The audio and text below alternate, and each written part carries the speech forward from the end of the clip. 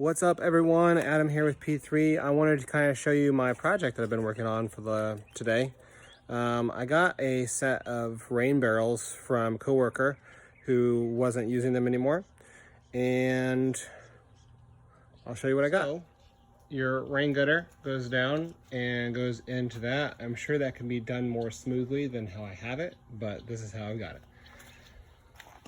The rain will go into the barrel here, and this one is actually set up where you can either do a bird bath or actually a plant up top. It's got a drainage hole right there.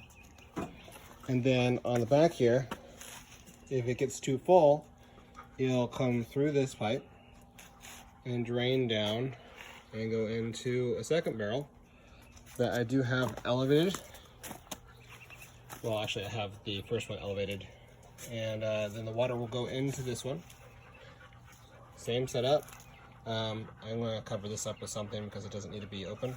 And then if this fills up, it'll come out the back here because this pipe is going down, and it will go down and drain off the side of the retaining wall. And it's got little spigots both on the front and on the sides, or I guess that's the front and this is the side, but either way.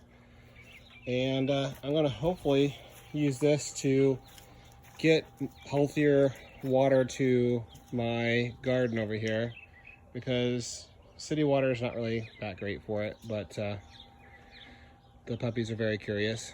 Mila, what do you think? Otto, you? Juno, what's up? Arthur, what do you think? I think they're going to be down here using this as a drinking fountain if it ever gets full all the way.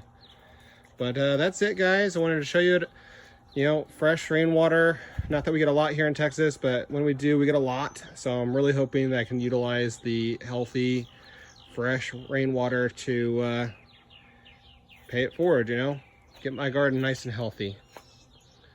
That's it, guys. Thanks for watching. Talk to you later.